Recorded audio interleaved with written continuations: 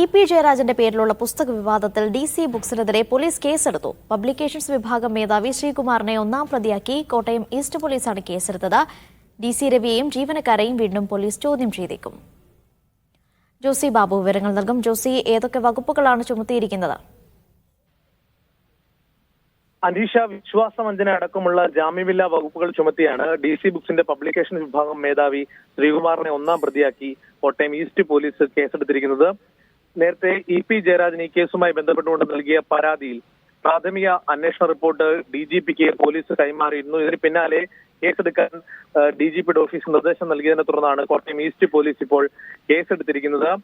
തന്റെ പേരിലുള്ള തരത്തിൽ ഉള്ളടക്കമുള്ള വാചകങ്ങൾ അല്ലെങ്കിൽ അത്തരത്തിലുള്ള ആശയങ്ങൾ പങ്കുവെക്കുന്ന തരത്തിലുള്ള പുസ്തകത്തിന്റെ എന്ന് പറയുന്ന PDF പുറത്തുവിടുകയും അത് തനിക്ക് മാനഹാനി ഉണ്ടാക്കി അതിൽ ഗൂഢാലോചന ഉണ്ട് എന്നടക്കമുള്ള കാര്യങ്ങൾ ചൂണ്ടിക്കാണിച്ചായിരുന്നു ഇ.പിയുടെ പരാതി.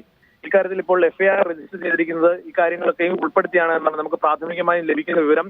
പ്രത്യേകിച്ച് CPMന്റെ ഉയർന്ന സംസ്ഥാന നേതൃത്വത്തിലുള്ള ആളും കേന്ദ്ര കമ്മിറ്റി അംഗവുമായ ഇ.പി. ജയരാജനെ അപമാനിക്കത്തക്ക വിധത്തിൽ ഗൂഢാലോചന നടത്തി സോഷ്യൽ മീഡിയയും മറ്റ് മാധ്യമങ്ങൾ വഴി അദ്ദേഹം മനസ്സിൽ പോലും കരുതാത്തല്ല, അദ്ദേഹം ഉദ്ദേശിക്കാത്ത തരത്തിലുള്ള പുസ്തകത്തിന്റെ ഭാഗങ്ങൾ പുറത്തുവിട്ടുവെന്നാണ് FIR-ലുള്ളത്. അതിൽ പ്രത്യേകമായി പറയുന്നത് കണ്ണൂരിലുള്ള ദേശാഭിമാനി ലേഖകനെ പുസ്തകം എഴുതാൻ ഇ.പി. ജയരാജൻ ഏൽപ്പിച്ചിരുന്നു. ആ പുസ്തകത്തിന്റെ തരത്തിൽ ഇ.പി. ഉദ്ദേശിക്കാത്ത തരത്തിലുള്ള ആശയങ്ങളും വാചകങ്ങളുമാണ് തന്റെ പുസ്തകം എന്ന പേരിൽ പുറത്തു പോയിരിക്കുന്നതെന്ന് ഈ FIR-ലുണ്ട്. FIR-ന്റെ വിശദാംശങ്ങൾ നമുക്ക് ലഭ്യമായി വരുന്നതേ ഉള്ളൂ. എന്തായാലും വഞ്ചനാക്കുറ്റം അടക്കമുള്ള ജാമ്യമില്ലാ വകുപ്പുകൾ ചുമത്തിയാണ് ശ്രീകുമാറിനെതിരെ നടപടിയെടുത്തിരിക്കുന്നത്.